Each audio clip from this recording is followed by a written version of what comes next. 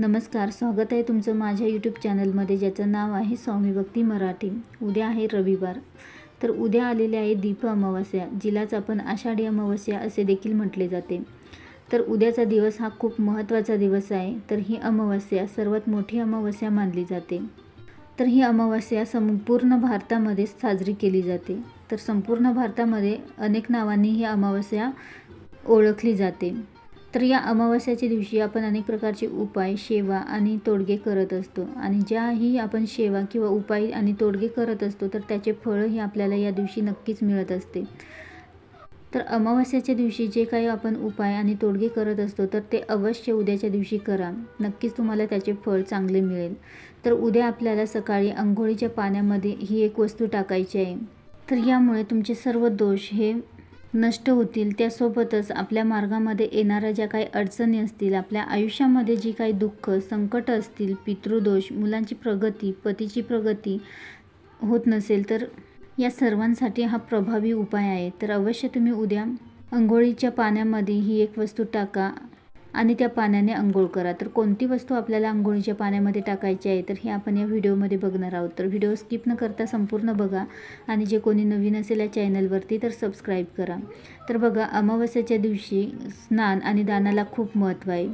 तर बघा, या दिवशी पवित्र गंगेवर स्नान करणं खूप शुभ मानले जाते. तसेच पितरांच्या सेवेमध्ये पितरांचे तर्पण केले जाते, दान धर्म केले जाते. आपल्या कुंडलीतील जर पितृदोष असेल, तर अनेक समस्यांना आपल्याला सामना करावा लागतो. जसे नवीन कार्यामध्ये अपयश येत असते. आपण कोणताही व्यवसाय सुरू केला, तर त्यामध्येही आपल्याला अपयश येते. तो चांगला चालत नाही, आपल्याला यश मिळत नाही, पैसा टिकत नाही. आलेला पैसा कोणत्या ना कोणत्या मार्गाने निघून जातो. घरामध्ये खूप आजारपण आहे, एक झालं की एक तयारच असतं.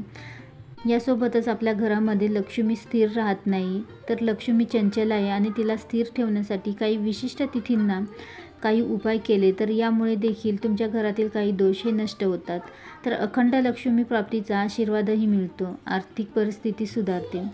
तसेच इतर काही समस्या, विवाह न जमणे, खूप दिवस झाले लग्न होऊन तरीही संतान प्राप्ती न होणे, तर अशा अनेक कारणे असतील. घरातील लहान मुलं चिडचिड करत असतील, हट्टीपणा, मोठ्यांचं ऐकत नसतील, अभ्यासामध्ये मन लागत नसेल, तर या अशा अनेक प्रकारच्या समस्या या आपल्याला उद्भवू शकतात. आणि पितृदोषापासून मुक्ती मिळवायची असेल, तर अमावस्या हा दिवस खूप महत्त्वाचा मानला जातो.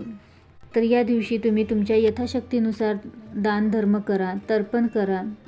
आणि यासोबतच असे काही उपाय करणेही खूप महत्त्वाचे आहे. तर पितरांची सेवा आपल्याकडून किंवा आपल्या पूर्वजाकडून झालेली नसेल, तर त्यामुळे देखील आपल्याला यासारख्या समस्यांचा सामना करावा लागतो. आणि त्यामुळेच या अशा तिथींना असे काही उपाय तर आपल्याला पितृदोषासाठी करायचे असतात. तर यामुळे आपला पितृदोष हा थोड्याफार प्रमाणामध्ये का होईना, पण तो कमी होत असतो. तसेच वास्तुदोष असेल तरीही अशा समस्यांना सामोरे जावे लागते. तर ज्याप्रमाणे घरामध्ये सतत भांडणे, वादविवाद होणे, मतभेद होणे, पती पत्नीमध्ये पटत नाही, तर त्यासाठीही असे काही उपाय करावे. तर उद्या आपल्याला अंघोळीच्या पाण्यामध्ये ही एक वस्तू टाकायची आहे, जेणेकरून आपले सर्व दोष, नकारात्मकता निघून जाईल. तर या अमावस्याच्या दिवशी पवित्र नदीत स्नानाला महत्त्व आहे, पण प्रत्येकाला जाणं शक्य नाही. तर त्यासाठी हा साधा आणि सोपा उपाय आपल्याला करायचा आहे.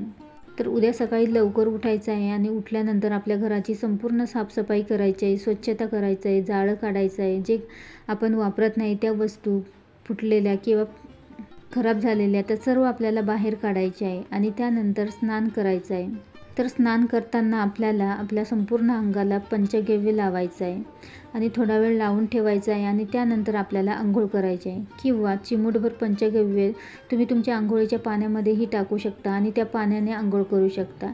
यासोबतच तुम्हाला पंचगव्य नाही मिळालं, तर तुम्ही गोमूत्र 1 चमच तुमच्या अंघोळीच्या पाण्यामध्ये टाकून त्या पाण्याने देखील अंघोळ करू शकता.